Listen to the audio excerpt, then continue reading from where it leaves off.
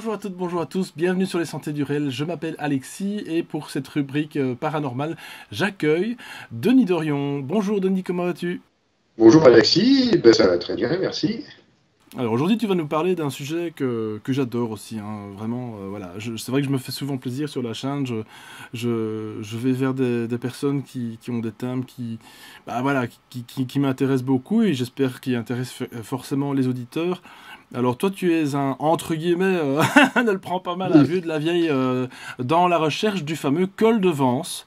Fameux col de Vence qui se trouve donc dans la région de Nice, hein, dans les Alpes-Maritimes à peu près, à 10 kilomètres de Vence. C'est donc une espèce de quoi? Une espèce de colline, montagne, c'est ça ou... C'est un plateau, et c'est ce qu'on appelle c'est le plateau de Saint-Barnabé. On monte on prend une route qui est derrière Vence, c'est une petite route enlacée qui débouche au sommet des petites montagnes qu'il y a derrière Vence, et ça fait un plateau entouré de 3-4 montagnes, enfin, montagnes, collines, on va dire. Après, derrière, il y a encore quand même des montagnes qui sont un peu plus hautes, le Chiron qui est quand même assez imposant, mais sinon, voilà, on peut dire que la zone concerne un plateau, ce qu'on appelle le plateau Saint-Barnabé, au col de Vence. Ouais, et qui fait à peu près, d'après Wikipédia, 962 mètres à peu près Ouais. sur disons, la hauteur la maximale, quoi. Alors, pourquoi est-ce que je t'ai invité pour le col de Vence? C'est vrai que tu étais déjà venu donc faire une vidéo très intéressante sur le voyage astral, qui a d'ailleurs été bien accueilli, hein, parce que c'est vrai que c'est un sujet bah, assez important, hein. Encore une fois, je le répète, on fait plus ou moins tous des voyages dans l'astral, la nuit, Ouais. etc. Et Denis Dorion, notamment, a des méthodes et a trouvé une méthode par lui-même pour Voilà. pouvoir en faire, voilà, en tout temps, on va dire comme ça. Donc toi aussi, voilà, justement, tu t'intéresses fort au fameux col de Vence. Alors ça, c'est tout à fait un autre domaine, on peut dire, puisque là, c'est quelque chose de physique, c'est dans notre réalité, en tout cas, 3D. Tu t'es rendu souvent sur le lieu. Euh, donc, alors le col de Vence, c'est vrai que pour les personnes qui ne connaissent pas, il y a énormément de phénomènes. C'est vraiment, comme on le disait hors antenne, un laboratoire finalement où on peut observer des tas de choses. Ça peut être des ovnis, ça peut être apparemment des apparitions fantomatiques aussi parfois. Ouais. Il y a eu, je pense, si je ne m'abuse, même parfois peut-être des silhouettes. Il y a aussi des photos, alors je vais pas dire d'orbes, mais oui, il y a eu Ouais. des orbes forcément, un peu Ouais, comme ouais, partout. ouais. Ça, ils sont partout, on le sait très bien. Mais voilà, il y a énormément de phénomènes et c'est vraiment un laboratoire à ciel ouvert, quoi. Comment est-ce que toi, Denis, bah, question assez classique, comment est-ce que tu en es venu à étudier, oui, c'est vraiment ça, ce col de Vence?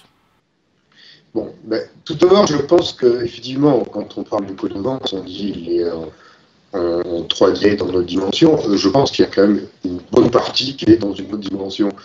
Il est sur un plan physique, géographiquement, mais tous les phénomènes se passent quand même sur notre plan dimensionnel, hein. Comment j'en suis arrivé à le découvrir? Donc, c'est quand même un lieu qui est très connu dans notre région. Donc, ça faisait des années que j'en entendais parler.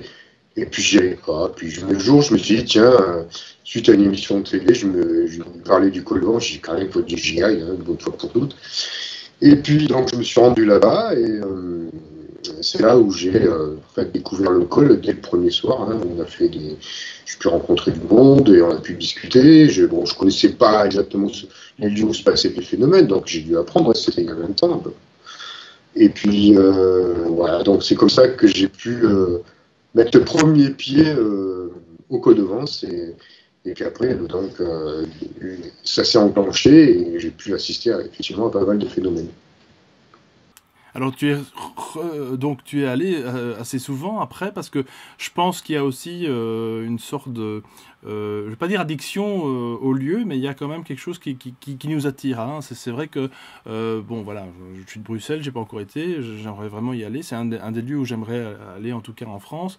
Mais c'est vrai qu'il y a une fascination pour ce lieu, surtout que depuis effectivement qu'on en a parlé dans les médias, comme tu dis, hein, et encore maintenant dans cette émission par exemple, il n'y a pas une seule émission où on ne parle pas finalement du col de Vence. Euh, justement, quel a été justement ton ressenti, toi, la première fois où tu t'es rendu? Est-ce que tu as finalement, comme quelqu'un de plus rationnel, peut-être rien ressenti du tout? Ou alors est-ce que, d'après ce que tu avais entendu dire, et par les médias, et par des personnes qui s'y rendaient, est-ce que tu as toi-même ressenti quelque chose, une ambiance spéciale, particulière? Oui, alors point de vue ambiance, la première nuit, la première veillée au col, oui, l'ambiance était assez euphorique parce que bon, on rencontrait du monde. Il y avait d'ailleurs ce soir-là, je crois, c'était la première soir où je passais, il y avait j'avais rencontré des personnes qui avaient fait des rencontres rapprochées en France, des personnes très connues, donc dans le cas j'ai oublié de mal, un cas de rencontre rapprochée dans le Var, je ne me rappelle plus le nom là. Et enfin, c'était quelqu'un qui était très connu dans les années 70, qui avait eu donc j'ai rencontré beaucoup de monde ce soir-là, donc il y avait une ambiance assez euphorisante. Le col par lui-même, déjà la nuit, c'est quand même très lunaire comme paysage, donc de par lui-même, il s'y dégage quand même une ambiance assez spéciale. Et puis voilà, donc c'était assez, enfin, c'était captivant. Donc moi je suis monté une soirée, c'est une première fois, puis la semaine après je suis remonté. Et après, en fait j'ai enchaîné à y monter une fois par semaine pendant des années. Je sais pas lâché quoi. Été comme hiver, même s'il faisait froid. Et en plus, ce qui est marrant, c'est que cette première soirée où on est monté, on a fait des photos en argentique à l'époque, par pure curiosité, et il s'est révélé que dès le premier soir sur les photos, j'ai eu quelque chose. Il y a quelque chose qui a apparu et qui était assez spécial, quoi. Donc ça m'a encore plus motivé pour monter. Alors justement, parlons-en justement. Quelle a été cette observation? Ah ben c'était. Alors, on faisait des photos. Bon, moi j'ai écouté ce que me disaient les personnes qui montaient depuis un moment, hein, c'est-à-dire prendre des photos au hasard, attention, on voit rien, on prend des photos, puis on verra bien. Donc moi j'avais un appareil photo argentique, nous étions un poste d'observation le plus connu, ce qu'on appelle les Trois Pierres à l'époque, qu'on appelle toujours les Trois Pierres, c'est parce qu'il y a trois gros rochers à cet endroit-là au bord de la route, et qui donnent sur une petite montagne où il y a eu des apparitions déjà d'ovnis à l'époque. Donc nous, on avait fait des photos comme ça, bon, on n'a rien vu de spécial, puis au développement, j'ai eu la surprise de découvrir que sur deux clichés, j'avais vraiment deux formes, on va dire, fantomatiques, blanches, qui en suspension, qui gravissent, qui avaient l'impression de monter sur une petite colline. Hein. Mais vraiment, c'était très net, hein, c'était une belle photo. Donc, bon, il n'y avait pas de possibilité d'erreur avec des papillons, des objets comme ça. Enfin non, c'était vraiment une forme humanoïde qui grimpait le long de la montagne. Et ta première fois, c'était au justement, si tu t'en souviens, c'était en été, en hiver, plutôt quelle période à peu près? Euh, Ça devait être au mois de septembre. Il me semble que c'était au mois de septembre, octobre, septembre, parce qu'on n'était pas très couverts, donc, et il fait vite froid que le vent, donc je me rappelle. Non, c'était en septembre, je crois. Ouais, Donc là, septembre alors effectivement, 90. tu as eu ce cliché. euh, donc tu t'es posé des questions. Tu as rencontré donc des personnes qui sans doute t'avaient déjà raconté leurs témoignages, etc. Mais qu'est-ce qui fait que... alors c'est vrai qu'un cliché, c'est vrai que c'est impressionnant, mais qu'est-ce qui fait que tu avais envie de retourner, toi Denis, justement? Ben, ce qu'il y avait, c'est déjà bon, les témoignages des personnes qui étaient là-bas, il y avait quand même pas mal d'émissions à la télé, donc ça m'avait quand même pas mal motivé, je voulais en savoir plus. Et puis comme j'ai eu déjà des résultats d'entrée, ben voilà, après ce qui m'a motivé, c'était vraiment essayer de découvrir, essayer de vivre d'autres choses, puis essayer puis j'avais le plaisir de rencontrer des personnes aussi. J'ai pu rencontrer des personnes très intéressantes. Et puis le lieu est fascinant. Bon, la nuit, c'est un lieu qui est mystérieux de par lui-même, et on est attiré par le mystère, par toutes ces choses-là. Et ouais, il y avait la soif de la découverte, donc je me suis accroché, et puis j'avais vraiment envie, et puis c'est devenu vraiment addictif, donc Pour y monter même quand il fait -10 en plein hiver, il faut être vraiment motivé, quoi. Donc, à cette époque-là, je n'hésitais pas à monter. Et je faisais quand même 1 heure de route avant de pouvoir monter. Donc, il fallait être vraiment motivé, quoi. Alors, on va en reparler durant la vidéo. Il y a donc énormément de choses hein, qui se déroulent encore, d'ailleurs, à l'heure où on parle. Donc, il y a, comme on l'a dit au début de la vidéo, des apparitions d'ovnis, donc ces fameux clichés, disons, avec des soit fantômes, orbes, etc. Il y a aussi donc les fameuses chutes de pierre. Alors ça, c'est vrai que c'est quelque chose qu'on a entendu pas mal parler dans les documentaires.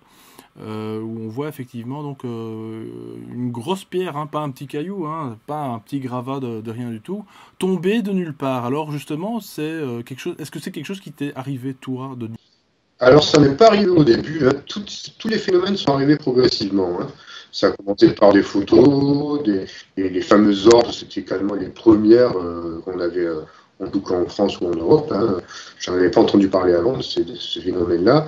C'était assez différent de ce qu'on a maintenant. Je trouve que c'était peut-être même plus distinct avec les appareils, plus probant avec les appareils argentiques, je trouve, qu'avec les numériques. Parce qu'avec le numérique, il y a quand même des artefacts, des fois, soit des gouttelettes d'eau, des poussières qui vous font penser à des choses comme ça. Là, c'était pas du tout ça. C'est vraiment des formes géométriques, des choses bien particulières, assez surprenant. Donc, c'est monté progressivement. Et puis, effectivement, il y a eu des apparitions dans le ciel, puis il y a eu ces fameuses chutes de pierre. Donc, j'ai pu assister à ces chutes de pierre plusieurs fois, hein, donc, parce que ça tombait à proximité de là où nous étions, puis ça commençait à tomber sur les voitures, ça commençait à se matérialiser. C'était pas effectivement des petites, hein, ça peut être des petites comme des grosses. Donc, c'est assez troublant, parce que je peux vous raconter quelques anecdotes à ce sujet-là. Par exemple, je me rappelle une fois, nous étions donc aux Trois-Pierres, c'est au premier poste d'observation, et puis on décide de changer, d'aller un peu plus loin pour continuer la veillée, donc on fait à peu près 1,5 km quoi, en voiture, et je me rappelle très bien, je pars en voiture. Puis au moment, en roulant, je m'aperçois d'un truc qu'il n'y avait pas à un moment donné, c'est-à-dire que je vois une masse sombre sur mon pare-brise de voiture. Je comprends pas ce que c'est. Je dis, mais qu'est-ce que c'est que ce truc? Il n'y a rien. Je voyais très bien, je n'ai pas vu avant, quoi. Donc je m'arrête et je sors de la voiture et il y avait une petite pierre qui s'était matérialisée en roulant sur mon pare-brise de voiture. Une petite pierre, à peu près comme ça, voilà. Je dis, bon, ça c'est curieux. J'étais assez surpris, quoi. Et puis on continue, on va jusqu'au parking, je dis à l'équipe de copains qui étaient à l'époque avec nous, voilà, il s'est passé ça, il y a une pierre qui s'est matérialisée sur mon pare-brise de voiture, je sais quoi, c'était la première fois, hein, j'avais à peu près des choses comme ça. Et je me rappelle, j'avais à l'époque 2 gros projecteurs, hein, qui éclairent à, je sais pas combien de kilomètres, qui pouvaient, un seul projecteur, vous y voyez comme en plein jour, à peut-être à 1 kilomètre. Hein. J'en avais 2 comme ça, donc vraiment très très puissant. Et à un moment donné, après on était arrivé, peut-être 5-10 minutes après, j'entends un bruit, mais alors un choc incroyable, et enfin, c'est pas que j'entends, je vois arriver quelque chose qui va taper contre mon pare-brise de voiture, et en fait c'était une pierre énorme. Bon, le pare-brise n'a pas pété, je sais pas comment, et il y a eu vraiment un choc, j'ai cru que ça allait péter, et c'est venu de nulle part. C'est-à-dire que je suis sorti immédiatement de la voiture, j'ai pris mes 2 projecteurs et j'ai balayé toute la zone. Donc c'est plat, il n'y avait personne.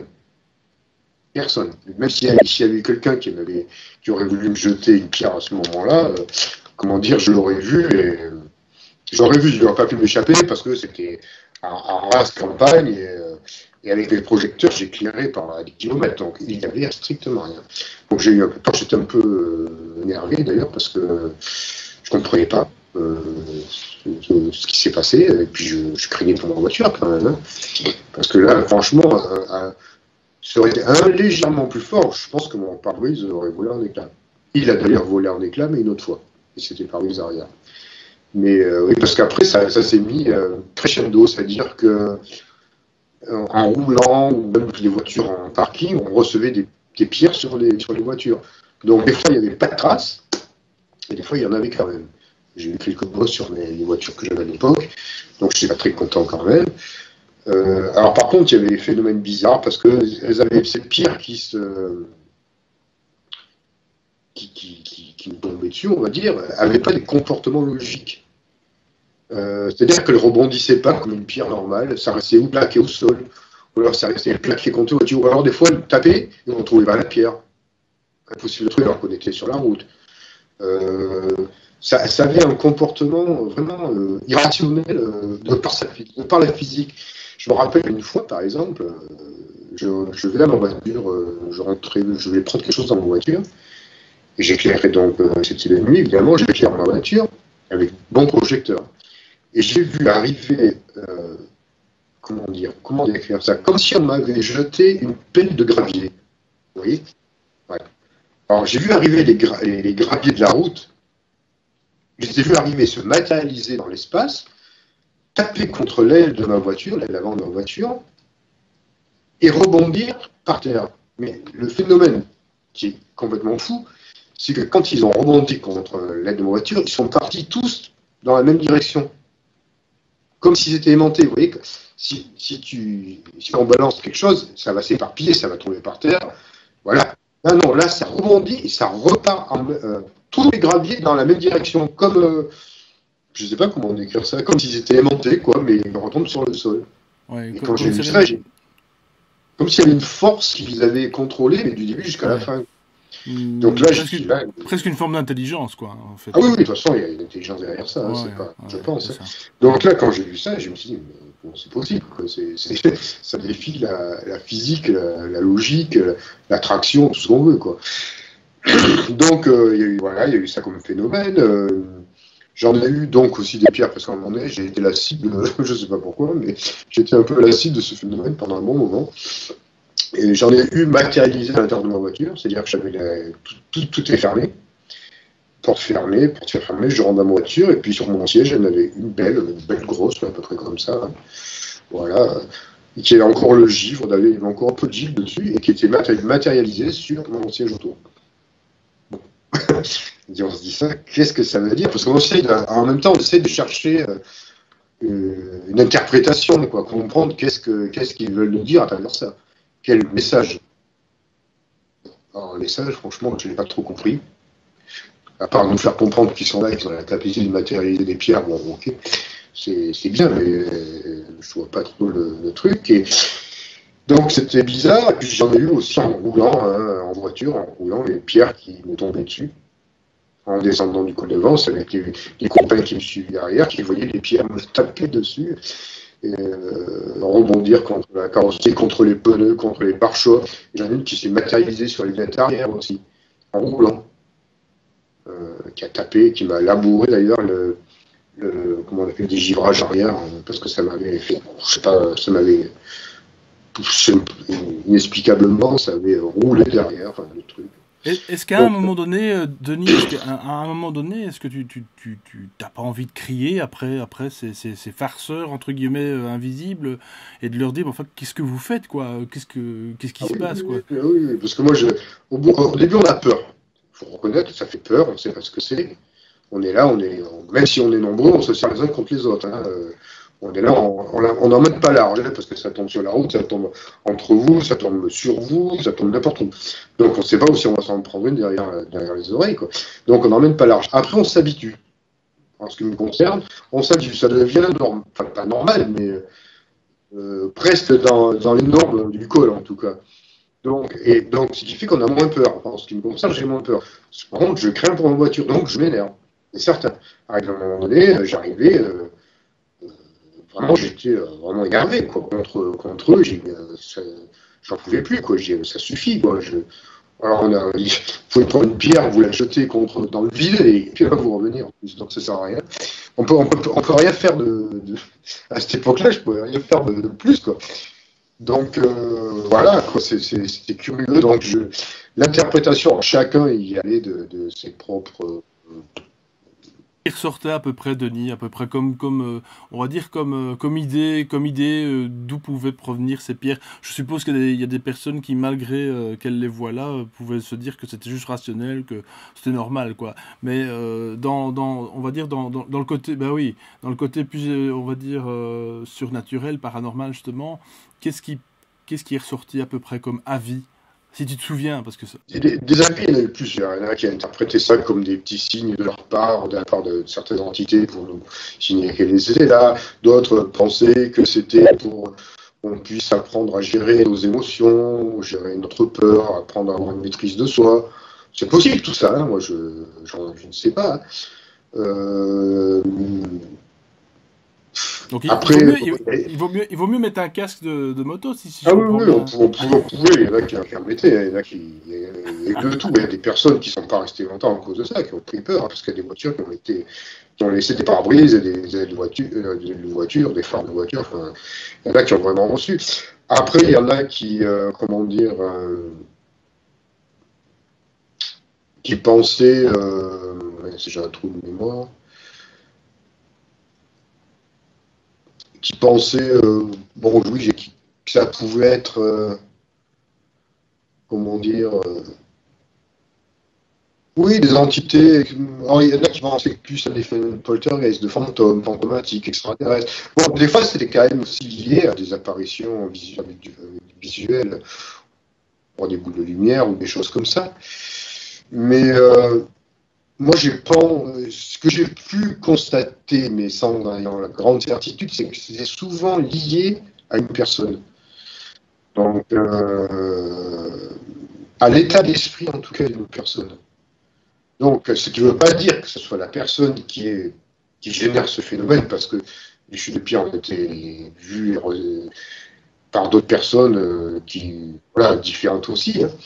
Mais je pense qu'il y a des personnes qui peuvent canaliser ou catalyser, en tout cas, certaines énergies et qui font en sorte d'être en résonance avec eux qui ont peut-être généré ces chutes de pierre à travers leur mental. Moi, j'en suis pas sûr, mais en tout cas, il y a eu beaucoup de fois où, si on analyse bien en profondeur le pourquoi du comment, on s'en rend compte que ça peut être lié à une personne. Quoi. À une personne. Et après, après, ça s'est calmé. Il y a eu des périodes où il n'y a plus de chute de pierre du tout. Ça s'est terminé. Et puis là, je ne sais plus trop s'il y en a encore. En tout cas, moi, depuis que j'y remonte, là, dernièrement, je n'ai pas vu. Hein. J'en ai pas lu, il n'y en a plus eu, mais je ne sais pas s'il y a eu d'autres témoignages. Par contre, j'ai eu d'autres témoignages, c'est-à-dire que, par exemple, c'était au mois de mai l'année dernière, nous étions donc sur ces fameux blocs de pierre là, qui font à peu près 1600 kilos, ou peut-être pas une tonne chacun, j'en sais rien, parce que c'est énorme. Et on était en train d'observer derrière des ovnis. À ce moment-là, c'était des étoiles. Au début, je pensais que c'était des étoiles. Hein. Je les avais pris comme point de repère dans l'espace. Et puis, en fin de compte, la personne avec qui j'étais me dit, mais regarde, une étoile est en train de bouger, quoi. Ouais, effectivement, donc je prends les jumelles, et effectivement, ça se déplace, ça commence à monter au sommet de la montagne. Et puis la deuxième que j'avais pris en repère aussi, qui était là depuis un moment, hein, ça n'avait pas bougé, c'est étonnant pour les étoiles parce que le ciel en bouge, hein, donc le ciel n'est pas toujours pareil, se met aussi à bouger, à suivre parallèlement. Donc il y a deux boules lumineuses qui se mettent en déplacement, toujours à peu près au même endroit. Et à ce moment-là, j'ai dit, putain, ça, c'est bon, je m'y attendais pas parce que je pensais que c'était des étoiles, puis j'ai le fait. Puis en soi, je dis, non, si c'était vraiment vous, faites-nous aussi. Et on était assis sur ce fameux bloc de 800 kilos, on va dire, pour trancher, et le bloc s'est mis à trembler, mais vraiment à trembler, mais bon, on a fait un bond, on s'est levé, on s'est dit, qu'est-ce qui se passe? Il y a un tremblement de terre ou quoi? Alors, en fait, non, il n'y a pas de tremblement de terre, c'est juste le bloc lui-même qui s'est mis à trembler, quoi, en vibration. Vous aviez reçu un SMS. Pas comme peut-être une confirmation à ce moment-là de la chose. Donc, voilà, ça c'était récemment, mais c'est bon, c'était pas lié à une chute de pierre, hein, c'était simplement lié. Puis après, il y a eu d'autres petits phénomènes, d'épiphénomènes à côté, bon, des objets perdus que j'ai retrouvés sur moi alors que je les avais perdus, je les avais cherchés dans la soirée. Je sais qu'ils n'étaient pas qu'ils sont matérialisés quasiment dans ma main. Et puis des bruits aussi, des bruits un peu bizarres, des bruits je peux pas trop comprendre parce que je vois pas à 1 heure du matin quelqu'un se mettre à taper contre des bruits de ferraille, on va dire, taper contre tonneaux, un truc comme ça. Enfin, c'était bizarre. Oui, parce il faut quand même pas oublier que quand vous montez au col de Vence, à part éventuellement un autre groupe que vous pourriez rencontrer, ou toi quand tu te promènes seul, tu pourrais rencontrer éventuellement d'autres touristes, on va dire, du col de Vence, parce que voilà, je crois que ça commence à être de plus en plus connu. Et, mais à part ça, aux alentours, il y a pas de village, quoi. Je veux dire, il y a rien, hein. Il y a rien du tout. Alors, bon, c'est vrai que maintenant, si on monte un samedi soir, il y a beaucoup de monde. Il y a beaucoup de chercheurs qui viennent, des ufologues, il y en a dans tous les coins, on peut dire, surtout en été. Donc, bah, après, on sait s'en connaître, on sait faire la différence. Après, il y a un petit hameau au bout du parc, il y a un petit hameau. Et il y a peut-être une vingtaine d'habitants, moi, je ne sais même pas. Et après, de l'autre côté, il y a un petit village aussi. Il y a un petit village, Coursedou, où il doit avoir 500 habitants. Non, mais de toute façon, ça ne peut pas être ça. On, on arrive à. Voilà, on sait quand c'est un phénomène naturel et quand c'est un phénomène qui sort du commun, quoi, hein, quand même. Donc, on arrive à identifier, surtout que tout reste tard dans la nuit, moyennement quand même. Puis c'est quand même assez désertique, donc s'il y a quelqu'un qui se balade la nuit, il est obligé de se balader quand même avec des lampes pour voir les lumières, parce que quand il n'y a pas la lune, on voit rien du tout là-bas, hein. C'est noir absolu, parfois. Donc non, on sait faire la différence quand même avec l'expérience, avec le temps, entre des phénomènes classiques et des phénomènes euh, du commun, quoi. Voilà. Donc, Alors justement, oui. s'il y a des auditeurs qui se rendent au col de Vence après la vidéo, ou qui auraient éventuellement le projet d'y aller, est-ce que vous avez des signes de reconnaissance, par exemple, pour justement ne pas peut-être prendre des êtres humains ou un groupuscule pour un phénomène, disons, paranormal? Est-ce que vous dites de temps en temps, voilà, bonjour, ou alors est-ce que vous faites des signes avec votre lampe éventuellement? Est-ce qu'il y a des codes finalement pour... Oui, on peut toujours avoir des codes, hein, effectivement. On peut se signaler notre présence quand on est là. Donc, des fois, effectivement, c'est pour essayer d'avoir une interaction avec ce qui se passe là-haut. Donc, des fois, il y en a, des fois, il n'y en a pas. Des fois, ça marche. Des fois, on demande d'avoir des photos. Effectivement, on a une photo dessus, instantanément. Ça peut être un peu de tout. Après, des fois, il y a pas mal de maîtrise aussi, hein, parce que, bon, le phénomène des orbes, effectivement, on en trouve, mais il y a beaucoup. Moi, j'ai pu le voir. Beaucoup de photos là-dessus où c'est uniquement des particules de lumière qui se réfléchissent par rapport au flash. On les voit à la limite même quand le flash. Par contre, des orbes authentiques, il y en a effectivement. C'est complètement différent, hein. Ça a vraiment une luminosité. Ça génère sa propre lumière parfois. Ça a des couleurs spéciales. Bon, ça n'a rien à voir avec les trois quarts des orbes qu'on voit actuellement. Comme on peut voir sur mes vidéos de temps en temps, qui ne sont que des poussières. À l'époque de l'argentique, là, dans les documents qu'on peut observer sur Internet, tout ça, c'est vrai on a presque l'impression que ce phénomène justement lumineux, donc ces orbes, on va les appeler comme ça, mais enfin bien que c'est pas forcément que des orbes, ces phénomènes lumineux qui apparaissent sur les photos, on a vraiment l'impression qu'il y a une épaisseur, il y a presque une densité, c'est vraiment une énergie qu'on peut presque limite capter avec nos cinq sens, hein, c'est vraiment ça. Oui, il y a des personnes qui les voient, hein, il y a des personnes qui les voient avec ces orbes. Moi, je vois des petites lumières de temps en temps, bleues, bon, des petits flashs lumineux. Peut-être que c'est ça, je ne sais pas, c'est peut-être antiqué, oui. Mais il y a des personnes qui disent voir des boules, enfin, c'est au moment où ils prennent les photos. Oui, il y a une différence, mais il y a quand même beaucoup de maîtrise. Moi, je vois sur des sites ou des pages Facebook ou des sites internet qui parlent des orbes, les 80%, ce sont des poussières ou des particules d'eau. Ouais, c'est rien, bon, c'est quand même, c'est facile à faire, hein. Vous prenez une couverture, vous la secouez, vous faites une photo au flash et vous avez un millier d'orbes, hein.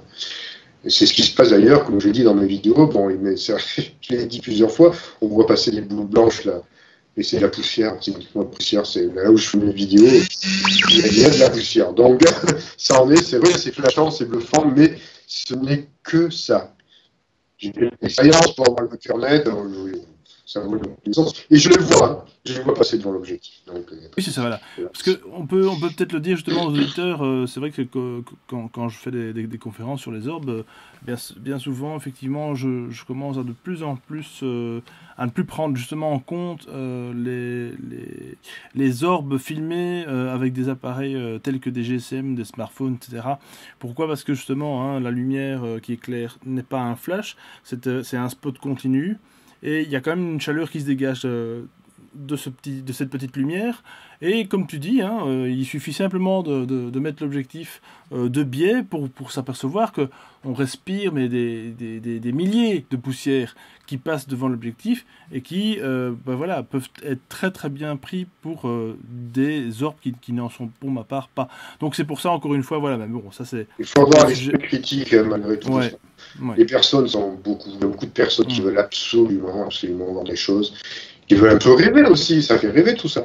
Mais bon, c'est comme sur Internet, les vidéos d'OVNI qui sont de la net, bon, c'est d'où ça vient, hein, c'est du montage vidéo classique. Par contre, moi j'ai pu voir une orbe une fois dans un arbre. Ce qui était bien, c'est que l'orbe était masqué par des branches. Donc il y a une partie qui était masquée, ce qui a pu me donner un certain volume, une certaine. J'ai pu avoir sa taille quelque part par rapport aux choses, donc au relief qu'il y avait. Ça m'a donné une orbe qui était grosso modo melon. Donc là, j'ai vraiment pu avoir la taille, voilà, parce que il y avait des perspectives qui me permettaient d'avoir les distances, de faire un calcul. Et donc là, ça a éliminé la poussière ou la gouttelette d'eau, parce que la gouttelette d'eau, il y a des endroits qui sont pas très humides par moment, il y a un peu de vent, on les voit les particules, hein. C'est très petit, c'est fini, micro Ouais, gouttes. ouais, c'est Et quand ça passe devant microscopique. l'objectif, ben, ça Mm. se voit avec un coutelage. Et ça, Ouais. il y a même des cheveux, on peut faire ça avec des cheveux. Ouais, ouais, bien sûr. Vous le mettez en photo prenez en photo de votre appareil avec le flash, vous verrez ce que ça donne, hein. Et ça fait une sorte de lombric, voilà, ouais, une sorte de, voilà, Voilà. exact, ouais. Ça, c'est des trucs qu'il faut éliminer. Par contre, en Côte d'Or, c'est Mm. des choses qui sont, voilà, des photos en plein jour, Voilà, sans flash, c'est pas voilà, ça, quoi. et Ça la, n'a pou- rien à voir. Et ça n'a pas et du la, tout pou- la même apparence. voilà, et la poussière à l'extérieur, d'accord, il y en a, mais c'est pas la même, donc, Non, il n'y a pas de flash, donc on ne peut mais non. pas. Il n'y a pas de réflexion de lumière dessus. Donc, Est-ce que d'après tes observations, Denis, est-ce que tu pourrais dire qu'il y a plus de phénomènes finalement durant la nuit au col de Vence ou durant la journée, ou c'est kiff-kiff bourricot ben, disons qu'il y a peut-être des phénomènes qu'on voit plus la nuit, de par leur luminosité peut-être. Mais effectivement, il y a eu aussi beaucoup de photos d'OVNI, on va dire, d'engins, hein, clairement, qui ont été faites de jour, hein, et des photos spectaculaires. Après, des chutes de pierre, par exemple, en plein jour, je n'ai pas été témoin, en tout cas, je n'ai pas la connaissance. Je me rappelle pas, mais c'est différent. C'est évidemment la nuit. Déjà, quand la nuit tombe, il y a une ambiance qui s'installe au col de Vincennes. Il y a une ambiance, quelque chose de pesant parfois. Des fois, il n'y a rien, mais des fois, c'est très pesant, très lourd. Et c'est différent. Mais ça peut être aussi en plein jour, hein. En plein jour, si vous vous retrouvez seul à certains endroits, vous sentez des présences, quoi. C'est pas palpable, hein. On n'est pas seul parfois, hein, vraiment pas seul. Alors, est-ce que c'est Est-ce des qu'il y a, présences? Oui. est-ce qu'il y a des animaux au col de Vence? Est-ce qu'il y a des animaux sauvages qui se promènent dans le coin ou... Ah oui, oui, il y a des cerfs, il y a des, des, des sangliers, tous les animaux sauvages. Il y a pas mal de chevaux aussi parce qu'il y a deux ranchs. Et donc, enfin, ils sont parqués, les chevaux. Enfin, en général, ils sont parqués. Des fois, il y en a qui s'échappent, mais ils sont parqués. Mais oui, tous les animaux sauvages de la montagne, on les trouve, hein. Il y a même des loups, hein, de temps en temps, hein. Les moutons, évidemment, c'est des bergers. Oui, oui, il y a tout un tas d'animaux, mais Ah, alors, est-ce que, éventuellement, dans les personnes que tu as côtoyées, est-ce que quelqu'un t'a raconté éventuellement si ils avaient pu trouver on va dire dans l'histoire finalement une origine à ce lieu. Est-ce que ça aurait servi éventuellement de... Parce que justement, on en parlait aux antennes, donc il y a un petit coin où il y a des espèces de dolmens comme ça, donc des rocailles, hein, comme on peut les appeler, qui ont effectivement une particularité, c'est que certains, si on les observe de telle ou telle manière, ressemblent à des visages ou à des animaux, etc. Comme on peut en trouver un peu dans toute la France et partout ailleurs. Est-ce que d'après toi, quelqu'un a fait des recherches là-dessus? Est-ce qu'il y aurait eu éventuellement, voilà, est-ce que ce lieu aurait éventuellement servi à divers, on va dire peut-être rituels druidiques ou que sais-je? Oui, oui, oui, oui, parce que bon, il y a des personnes qui ont enquêté sur l'historique de cette zone.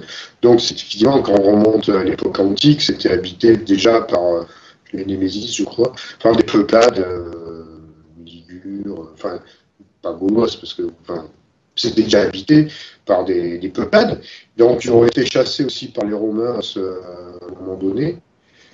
Donc, c'est possible qu'il y ait eu des combats à ce moment-là, il y a pas mal de siècles. Donc, je pense que même si on remonte à la préhistoire, on doit peut-être trouver des traces. Il y aurait des traces dans certaines grottes. Donc, il y avait quand même, c'était déjà habité à cette époque-là par des tribus, des tribus antiques, quoi. Après, donc les rochers qui ont des formes un peu bizarroïdes, justement, il y en a un où on voit qui a une forme de sphinx, hein, qui ressemble vraiment à un sphinx. Voilà. Bon, je pense que c'est un peu ces formations naturelles de géologie qu'on peut retrouver dans l'Arzac, qu'on peut retrouver dans toutes les, les régions karstiques, hein. Voilà, parce que c'est une région très calcaire, le sud de la France, où on est en tout cas. Donc il n'y a pas beaucoup de cavités, il y a beaucoup de grottes, de gouffres, de choses comme ça, et puis de rochers ayant des formes un peu bizarres. Après, c'est un peu l'imaginaire aussi qui va être, comment dire, on va interpréter ça comme on veut, hein.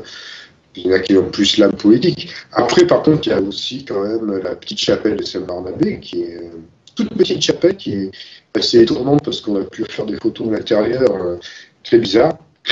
C'est-à-dire que comme c'est une espèce de vortex qui s'était créé, c'est-à-dire qu'il y avait des choses qui n'étaient pas sur le numérique. Enfin, on fait une photo, l'intérieur est complètement flouté ou avec des complètement bizarroïdes, quoi, avec des choses qui n'y sont pas, alors que la photo d'après est normale et on regarde l'intérieur, il n'y a rien non plus. Et donc, il y a une source qui était un peu, il y avait des vertus de, de guérir, quoi, de soigner, cette source de Saint-Barnabé. Il y avait des pèlerinages qui se faisaient longtemps, qui sont faits au Moyen-Âge, jusqu'à ce que, puis ça partait un peu, soi-disant, ce que je me rappelle comme légende, enfin pas comme légende, comme historique, on va dire.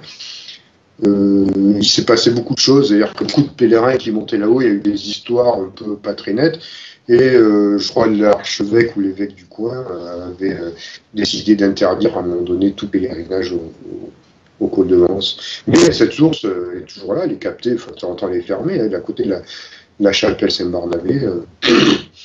Donc, ouais, il y a quand même des choses, déjà un passé historique un peu bizarre. On a appelé ça aussi la vallée du diable ou le col du diable à l'époque. Oui, parce qu'il y avait déjà des phénomènes qui ont été répertoriés. C'était un peu comme un lieu un peu, pas maudit, mais où il se passait déjà des phénomènes, déjà à l'époque, au Moyen-Âge ou même antique, je ne sais pas si c'était dû remonter si bas, mais en tout cas au Moyen-Âge, il avait déjà cette réputation de vallée du diable, de col du diable. Donc si on parle du diable, c'est qu'il se passait déjà des phénomènes peut-être un peu bizarres, parce que évidemment maintenant on se prend des pierres sur des chutes de pierres, on va essayer d'avoir une interprétation plus rationnelle ou peut-être plus scientifique. Mais à l'époque, on va attribuer ça au malin, au diable, hein. Automatiquement, hein, ils ne vont pas chercher à comprendre, hein. S'il y avait les mêmes phénomènes à cette époque-là, on voit c'est diablerie, hein. Sorcellerie, hein. Voilà, donc, Est-ce que tu as entendu éventuellement des géobiologues qui auraient éventuellement étudié le terrain, relevé éventuellement des énergies, on va dire, telluriques avec appareils ou... Ouais, alors moi en géologie, je suis pas très très calé, mais je sais qu'il en est venu plus d'un qui ont fait des relevés, qui alors je pourrais pas donner exactement leur interprétation, mais il y aurait quand même au niveau des énergies quoi, quelque chose qui est hors norme avec des courants telluriques, des courants énergétiques qui ont, qui ont qui seraient à des degrés vraiment spéciaux, un peu comme au plus garage ou dans des zones un peu vraiment très chargées. Quoi. Ça, je sais on m'a dit ça. Après, moi, je ne suis pas du tout spécialiste dans ça, donc je ne peux pas donner mon avis exactement. Hein. Je sais que, par contre, oui, effectivement, il y en a qui viennent régulièrement, qui viennent avec leur baguette, qui viennent avec leur attirail. Bon, après, ça serait intéressant, effectivement, d'en trouver un de sérieux évidemment qu'il puisse nous donner son avis à ce niveau-là, mais effectivement, oui, c'est chargé. C'est assez chargé. Bon, après, comme on a eu souvent par exemple, des appareils photo qui se bloquent, qui se détraquent, des batteries qui se vident instantanément. Donc, cette batterie de téléphone ou caméscope ou même de piles électriques qui sont vidées instantanément. Il y a eu des phénomènes un peu bizarres comme ça, même des voitures qui se détraquent, hein, l'électronique des voitures qui se détraquent, des vitres électriques qui se baissent, qui se remontent alors que le contact est coupé, qu'il n'y a même pas les clés dessus. Quoi. Enfin voilà, il y a eu quand même des phénomènes, on va dire, un peu curieux à ce niveau-là sur des appareils. Électroniques, hein, ouais, il y a eu des choses comme ça. Donc est-ce que ça vient du sous-sol, du phénomène qui va un peu s'amuser à tout détraquer? C'est assez curieux, mais c'est vrai que des fois vous arrivez, vous êtes content parce que vous avez une batterie neuve, vous faites 3 photos, puis il n'y a plus rien, quoi. Les batteries sont vidées. Donc vous changez les piles. Puis alors, des fois l'appareil bloque, et il ne marche plus, ça bloque, le mec bloque complètement. Il y a même eu des appareils à photo qui ont implosé de l'intérieur. Des chevaux, ouais, des trucs comme ça, des trucs. Il y a eu des choses, il y a eu beaucoup de choses. Beaucoup, que ce soit au point de vue photo, apparition dans le ciel, ou physique, ou autre. Quoi. Alors pour se rendre là-bas, je suppose qu'il faut pas aller en sandalettes. Il faut sûrement mettre des bonnes chaussures, un bon équipement. Qu'est-ce que toi tu conseillerais éventuellement s'il y a des auditeurs qui voudraient encore même partir en hiver, surtout que maintenant... Alors s'ils veulent partir en hiver, c'est de bien se couvrir parce qu'il fait très très froid en ce moment. Mais Oui. Même quand il fait pas froid en bas, il fait froid en haut. D'accord. Ça change vraiment. Hein, et surtout là, ces époques-là, il doit faire moins quelque chose quand même. Donc déjà, c'est bien se couvrir. Chaussures de marche. Puis voilà, de quoi s'éclairer, de quoi se réchauffer, le thermos, prenez le café, le thé, tout ce que vous voulez, parce que ça donne envie. La patience, beaucoup de patience, et puis y aller, voilà, pas forcément. Il faut y aller un peu avec l'esprit candide, quoi, sans forcément tout croire, tout connaître, arriver en concurrence, c'est pas très bon. Hein. Voilà, il faut y aller vraiment un peu avec l'esprit un peu enfant, un peu naïf, quoi, quelque part, puis se laisser guider par le col. Le col est très grand, hein, il y a pas des dizaines d'hectares voilà, de distance, quoi. Donc, voilà, de terrain, et il y a des endroits plus particuliers, il y a des endroits où il y avait des traces d'atterrissage, en tout cas des traces au sol, qui sont restées pendant des années au sol, des années, hein, la neige fondait dessus, quoi. Alors, où elle fondait dessus, ou alors elle restait dessus, enfin, c'est curieux. Jusqu'au jour où le paysan du camp a voulu labourer le terrain, donc elle est plus visible à l'œil nu, par contre, l'empreinte, oui, la neige fondait dessus. Mais même le terrain labouré, quoi. Là, je ne sais pas, parce qu'il n'y a pas neigé, je ne sais pas si c'est encore lieu. Alors, d'autres ont dit, oui, ce sont des rondes sorcières. Bon, les fameux champignons rondes sorcières, je connais très bien les rondes sorcières. Ça ne se passe pas comme ça, les rondes sorcières. D'abord, ça change d'endroit, ça ne reste pas toujours au même endroit. Ça n'a pas du tout cette truc-là. Après, peut-être qu'il y a ce champignon qui se met à pousser dessus, sur cette trace, mais l'origine, c'est pas du tout une ronde sorcière, ça c'est n'importe quoi. Mais enfin bon, il faut expliquer aussi la forme peut-être aussi éventuellement Ah oui, une trace circulaire d'à peu près 30 mètres de diamètre, sur à peu près, je ne sais plus à l'époque, quand on était bien formé, elle devait faire à peu près 80 centimètres de large, quoi. Et apparue du jour au lendemain, elle restait visible pendant des années. Bon, ronde sorcière, ça ne fait pas ça, j'en ai vu, j'en ai vu. Bon, je suis adepte de la chasse aux champignons aussi, donc je connais bien ce genre de truc, j'en ai vu, ce n'est pas ça. Puis quand il y a un ronde sorcière, il y en a plusieurs à côté. Là, il n'y en a eu qu'un, et ça n'a rien à voir avec un ronde sorcière. Ce qu'on appelle ce fameux champignon là, qui fait ça.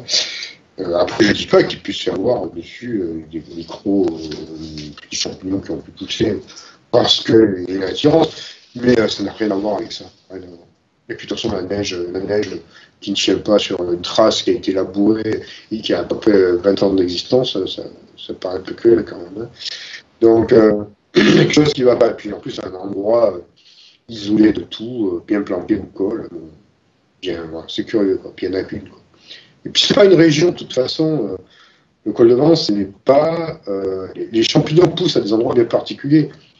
Là, dans ce terrain-là, ce n'est pas un terrain propice aux rondes sorcières. Il y a des courants d'air, je suppose. Il y a beaucoup de courants Pour d'air. moi, même les courants d'herbe, c'est pas le terrain. Le terrain, le rond sorcière va pousser dans de l'herbe, une certaine forme d'herbe, à une certaine altitude. Puis, il y a une certaine caractéristique, donc c'est pas ça. Quoi. Bon, après, voilà, on peut tout dire ce qu'on veut. De toute façon, au col, beaucoup de personnes vont essayer de trouver parfois des interprétations ou des explications soi-disant rationnelles sans avoir enquêté véritablement, ou simplement pour prouver leurs compétences qui, en fait, ils sont venus peut-être une fois ou deux sur le col, et puis ils ne connaissent rien, et puis ils veulent tout savoir. Bon, ça fait partie du domaine ufologique, on va dire. Le col, ça dépasse largement le simple domaine ufologique. Ça va bien au-delà de tout ça, évidemment. De toute façon, que ce soit même le phénomène ovni dans son ensemble, ça dépasse. En tout cas, l'ufologie classique, ce qu'on appelle l'ufologie capapa, comme on dit, c'est bien beau d'observer 3 ou 4 lumières, mais au col de Vence, c'est bien plus que 3 ou 4 lumières. Quoi. Voilà, quand on rentre dedans, quand on commence à enquêter, quand on commence à s'investir, on va vite être dépassé par le cadre ufologique et on va être obligé, ou alors on peut le réfuter, mais c'est rare. Parce que quand vous êtes confronté à des phénomènes qui ont largement dépassé le simple cadre de l'observation de lumière ou de quelques photos même, il faut avoir l'esprit ouvert. Donc, donc voilà, messieurs, dames, si vous suivez cette chaîne et surtout la rubrique paranormale, au col de Vence, il y a plusieurs phénomènes qu'on a traités sur la chaîne éventuellement, hein, orbes, ufologie et consorts. Peut-être pas encore des animaux, comment est-ce qu'on appelle ça encore des animaux fantastiques, pas encore. Hein, je pense pas qu'il y ait encore eu des apparitions. Si? D'animaux fantastiques, non, je n'ai pas eu de témoignages de personnes qui en ont vu, ou alors des témoignages de personnes qui ont peut l'avoir vu. Par contre, ce qu'il y a eu, c'est un cri. Il y a eu une espèce de hurlement qui a été entendu par plusieurs témoins, mais il s'agit vraiment de hurlements comment dire, à vous glacer d'effroi, hein, qui est terrible et qui se rapprochait, qui se rapprochait des personnes, des témoins, au point que les personnes n'ont pas pu rester parce que c'était tellement effrayant qu'ils ont dû partir.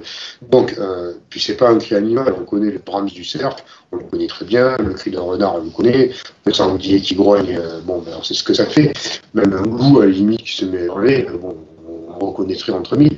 Là, apparemment, d'après les témoins, c'est vraiment quelque chose entre quelqu'un qu'on égorge et un animal incroyable. Quoi. Vous voyez, c'est vraiment quelque chose d'absolument horrible, se disant, qui a été entendu plusieurs fois au col de Vence. Assez rare quand même.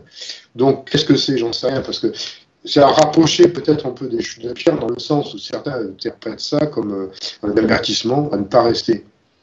Quelque chose qui semblerait assez logique. Si on veut vous faire partir d'un endroit qu'on n'a pas d'autre ailleurs, de vous jeter des pierres pour vous décarpisser, ça paraît logique. Ou alors, hurler, vous faire peur avec un hurlement pour que vous restiez, ça pourrait être ça aussi. Après, je ne sais pas, hein, c'est qu'une interprétation. Mais effectivement, il y a eu ce fameux hurlement qui me fait penser aussi à un cri. Bon, là, on ne va pas rentrer dans ces détails, mais dans des expériences que j'ai vécues dans d'autres dans d'autres moments, quand je fais des expériences hors du corps, mais voilà, donc après, je peux pas dire que ce soit un animal, mais en tout cas, c'était quelque chose d'effrayant qui s'est rapproché jusqu'au point où les personnes ont dû quitter la zone vite fait. Pourtant, ils étaient nombreux quand même. Mais moi, bon, pas personnellement, je l'ai pas entendu, bon, parce qu'il a quand même été assez rare. Mais c'est des témoins dignes de foi, en qui j'ai entièrement confiance, hein, donc je sais qu'ils racontent pas n'importe quoi. Et d'autres personnes aussi, d'autres témoins qui ont entendu ça, qui étaient au coin, mais uniquement pour faire des soirées à l'été, et qui n'étaient pas du tout là pour le phénomène, hein, qui sont simplement là Pour pique-niquer, voilà. pique-niquer, et puis qui ont, Mm. qui ont entendu ce phénomène assez effrayant, quoi.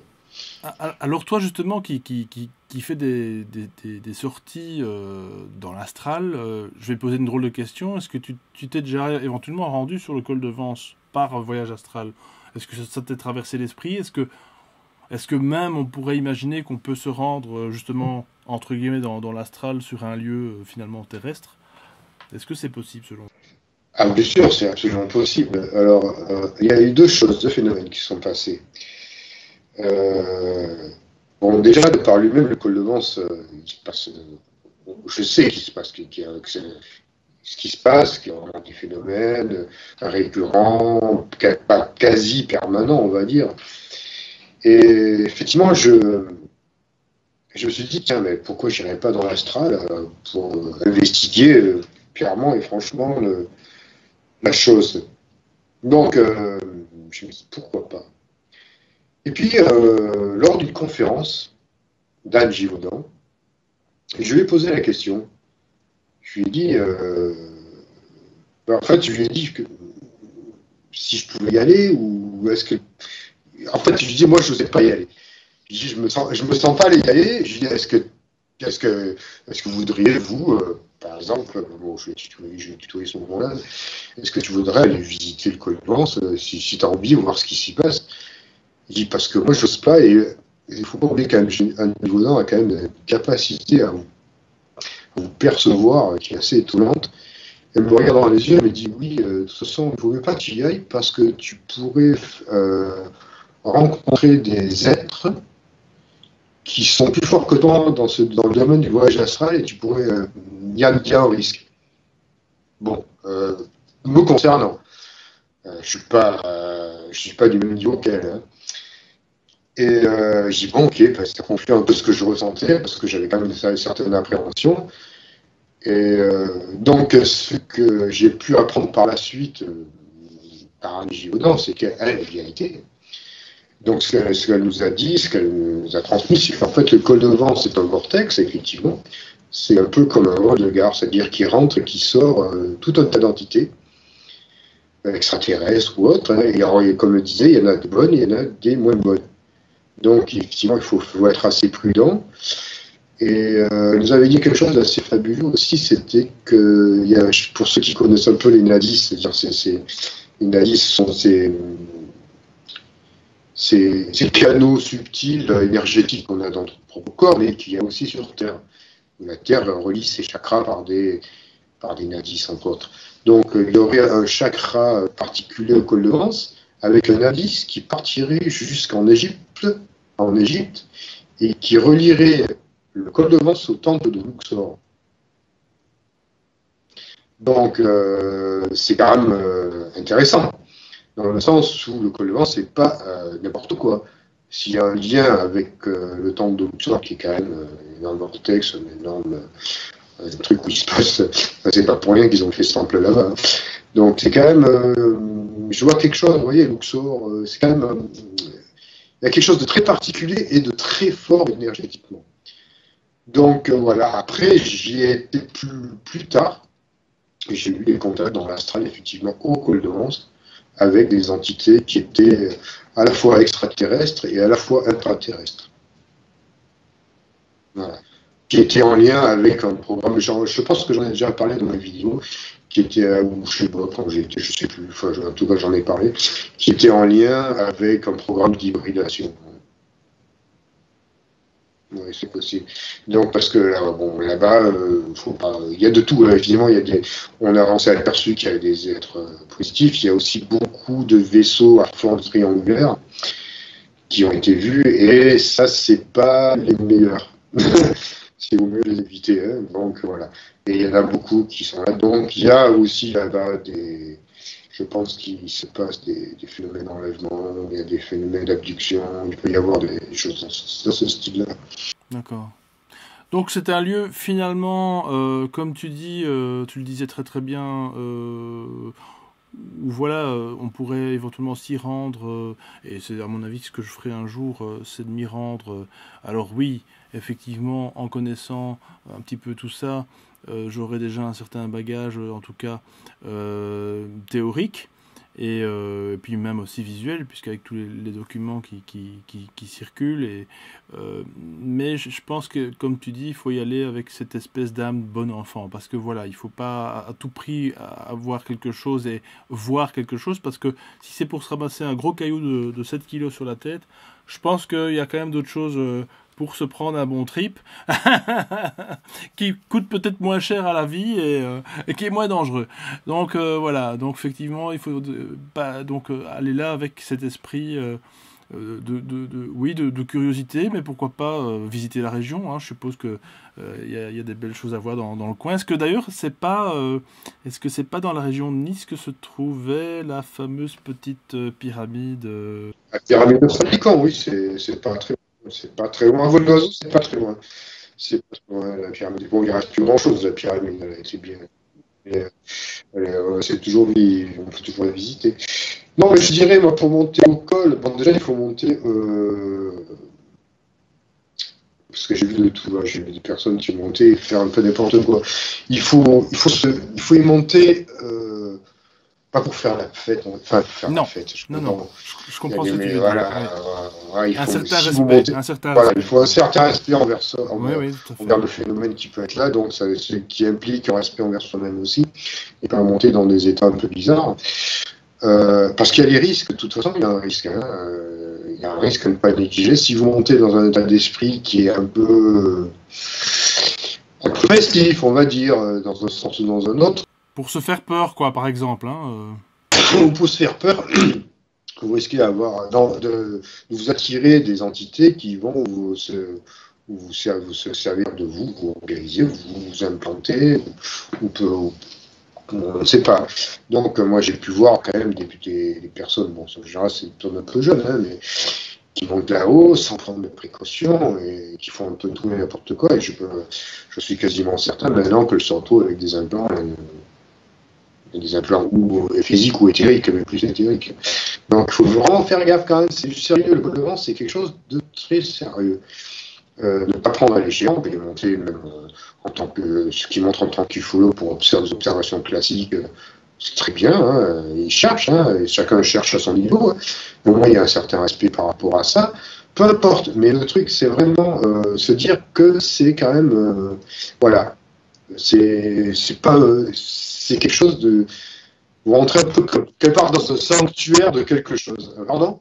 c'est un peu plus haut que nous, on doit je pense, un petit peu rentrer, comme tu dis, dans un sanctuaire, comme on rentre dans une église où on fait la croix, ou dans n'importe quel autre lieu.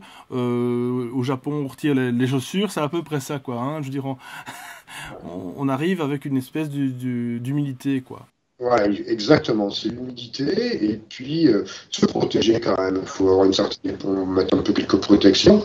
Après, vous pouvez faire des rencontres fabuleuses. Moi, j'ai pu faire des rencontres rapprochées, très belles là-bas. Voilà, il n'y a pas que les petits gris, les petits reptiliens qui se baladent. Par contre, ils peuvent y être aussi, c'est certain. Hein, et voilà, hein, évidemment. Et vu que c'est de par son essence, si c'est un vortex, bon, les vortex sont ouverts à tout le monde. Hein. Donc après, si vous montez là-bas, oui, je veux me faire peur, et puis je veux aller à la chasse aux petits gris, parce qu'il y en a qui sont comme ça. Hein. Bon, ben vous savez, effectivement, vous attirez les petits gris, mais eux, ils n'ont pas le même humour que nous. Donc voilà, après, il y a peut-être aussi quelque chose un peu fantomatique, peut-être qu'il y a des personnes qui sont bloquées, on ne sait pas ce qui passe pour ce vortex. Hein. mais il y a peut-être effectivement des entités, des incarnés résiduels qui sont encore dans cet endroit-là, mais bon. Est-ce que dans l'entourage, les personnes qui sont allées avec toi, ou que tu as emmené éventuellement pour les guider, parce que peut-être que je suppose qu'il y a des personnes qui te demandaient parfois pour y aller, et comme tu connais un peu l'endroit, voilà, quoi de mieux que d'avoir un guide finalement, bah, comme toi, hein, surtout. Est-ce que ces personnes, à leur retour, dans les jours qui suivirent la visite, ont changé de comportement, ou finalement... voilà, je veux dire, est-ce qu'il peut y avoir justement cette modification d'esprit aussi, d'état d'esprit, Alors, on va dire plutôt. oui, l'état d'esprit change. Alors, il y a des personnes qui vont être complètement fascinées, qui vont vouloir remonter à chaque fois, et d'autres personnes qui vont sentir qu'ils ont quelque chose à faire là-bas, comme quelque chose à découvrir, pas forcément au col, mais peut-être en eux-mêmes aussi, à travers le col. Il y a des appels, hein, on va dire, il y en a qui disent il y avait l'appel du garage, je dirais, il y a l'appel du col de Lens. Hein. Voilà, donc on peut, effectivement, il y a des changements, il peut se passer même après, chez soi, on peut faire des rêves bizarres, puis il y avoir des rencontres, voilà, ça peut avoir des répercussions, des impacts et des répercussions dans votre vie personnelle, parce qu'on va en créer des contacts, créer un lien avec certains êtres ou certaines entités qui sont là-bas. Le mieux, ce soit quand même que ce soit des positifs, évidemment.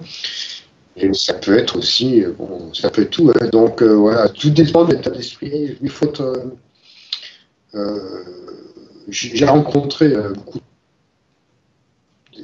beaucoup de personnes qui sont montées au col de Lens, des personnes qui étaient abduquées, des personnes qui étaient enlevées, des personnes qui étaient contactées, qui sont montées au col parce qu'ils avaient besoin de vous d'y être, voilà, peut-être, je ne sais pas pourquoi. Après, évidemment, il y a des personnes qui vont fabuler, il y a des personnes qui vont monter loin, qui vont absolument voir ou s'imaginer des choses qui n'y sont pas. Bon, ça fait partie du jeu. Hein. Il y a beaucoup de personnes, surtout je dirais un peu entre guillemets dans le New Age, voilà, il y a de tout malheureusement. Bon, le New Age, on le connaît, j'en ai parlé assez dans mes vidéos. Le New Age, comme dirait Margré. Ouais, alors, on arrive tout doucement à la fin de la vidéo, hein, Denis. Alors, pour les personnes qui n'auraient pas écouté ta vidéo, j'invite éventuellement donc à aller écouter cette interview sur le voyage de l'astral. Justement, tout récemment, tu as mis au point, je pense, une petite formation pour comment justement rentrer dans cet état d'esprit de voyage astral. Comment ça se passe, Denis? Oui, effectivement, ça y est, j'ai mis au point En fait, je révèle un peu comment, par des ateliers, je vais apprendre à faire des sorties hors du corps aux personnes qui sont intéressées. Donc, c'est vraiment tout ce que j'ai pu apprendre, j'avais essayé de l'expliquer assez simplement, un peu comme dans mes vidéos, pour qu'on puisse enfin, pour les personnes qui essaient depuis des années ou qui ont fait déjà une expérience une fois mais qui n'y arrivent pas à reproduire le phénomène, ouais, j'ai mis au point ma technique. Sur des week-ends, hein, sur un week-end, si on est plusieurs, je vais enseigner ça. Un week-end, je pense qu'on peut y arriver. Enfin, attention, je dis bien, pas forcément à faire les sorties du corps, mais arriver à ce que je puisse vous apprendre tout ce que je sais. Ouais. Donc, si une personne en individuel, en une journée, je pense qu'on peut y arriver aussi. Ça ferait une journée intensive, mais voilà, c'est beaucoup de théorie avec quelques exercices pratiques, parce que pour se tester. Et après, c'est à vous, ce sera aux participants à mettre au point, à appliquer ce que je leur ai enseigné. Mais effectivement, j'ai mis au point tout ça, parce que maintenant, je pense effectivement, on est dans une époque où on peut enseigner, on peut faire du voyage astral conscient. C'est vrai qu'il y a quelques années de ça, j'étais pas chaud pour enseigner ça, j'étais pas prêt, personnellement. Et puis maintenant, voilà, je ne connais pas tout le monde, parce que j'évite, pour pas avoir trop d'influence, j'évite de regarder ce que font les autres à ce niveau-là. Donc, j'ai pu regarder certaines personnes qui parlaient, il y en a dit bien, et puis il y a des personnes qui racontent vraiment, des fois, vraiment n'importe quoi à ce niveau-là, et qui veulent entraîner les gens dans on va dire, des visions erronées sur ce qu'est réellement une sortie hors du corps. Bon, je peux rien dire, hein, chacun fait comme il veut, mais voilà, donc j'évite, j'ai juste c'est ma méthode avec tout ce que je sais qui peut être bon et qui tient la route. Toi, tu donnes Donc, les outils, les personnes je donne peuvent les outils, j'explique tout simplement. expérimenter après. Voilà, ça Il sera faut pas oublier quand même que tu as des années de pratique. 30 Anne ans. Givaudan, justement, qu'on parlait tantôt, là, encore plus. Donc Ouais, voilà, disons quoi. plus. Donc voilà, il faut se dire que c'est quelque chose qui vient pas comme ça du jour au lendemain. Quoique, hein, pourquoi pas, peut-être avec certaines personnes, mais Tout est bon, possible. voilà, tout est possible, exactement. Alors comment est-ce qu'on peut justement te contacter? Parce que tu as aussi également une chaîne YouTube où tu postes d'ailleurs très fréquemment des petites vidéos très courtes, faciles Ouais, à appréhender sur des sujets différents. ouais. Donc, les personnes qui sont intéressées par faire ces ateliers peuvent me joindre sur ma page Facebook en message privé, hein. Ou alors, ils vont sur mon site, j'ai un site internet où, de toute façon, l'adresse, elle est sur ma page Facebook aussi. C'est lecture de voyage astral, lecture d'aura et son SNL. Donc, ils trouveront toutes les infos, mais je pense que sinon, ils me joignent, ou même sur ma chaîne YouTube, ils peuvent me laisser un message. Mieux sur, si j'ai deux pages Facebook, hein, j'ai la page Denis Dorion, Voyageurs de l'Astral, parce que c'est nous qui atteint régulièrement les 5000 personnes, donc après je peux plus prendre de Oui, personnes. c'est ce que tu avais dit Et- dans... Oui, Voilà. d'accord, oui. Je suis sur une autre page, mais vous pouvez me laisser des messages si vous êtes intéressé. Tout est expliqué aussi sur mon site internet. Et puis voilà, il y aura après les contacts. Et puis ça a lieu, bon, pour les personnes qui veulent savoir, ça a lieu dans le sud-est, hein, pas loin du Col de Vence. Pour les personnes qui sont intéressées, il y aura donc là j'ai des dates en février, le 11 et 12 février, je crois. Mais je vais en donner d'autres, hein, voilà, après on peut même demander, si vous êtes assez nombreux à me demander des périodes, on peut s'arranger. Voilà. Eh ben, écoute, je te remercie infiniment, Denis, pour cette super interview, très très intéressante sur le col de Vence. J'espère que ça vous a plu, chers auditeurs. N'hésitez pas à vous abonner au Sentier du Réel, à contacter Denis Dorion si vous avez des questions plus précises. Et voilà, quoi, on ne peut pas tout aborder ici. Donc voilà, ben, moi je vous dis à tout bientôt pour une toute nouvelle vidéo, comme chaque vendredi, et comme vous le savez. À tout bientôt, au revoir, Denis. Alors, au revoir Alexis et merci, hein, c'était Salut, vraiment salut. très intéressant. Au Merci revoir. beaucoup, au revoir. Au revoir.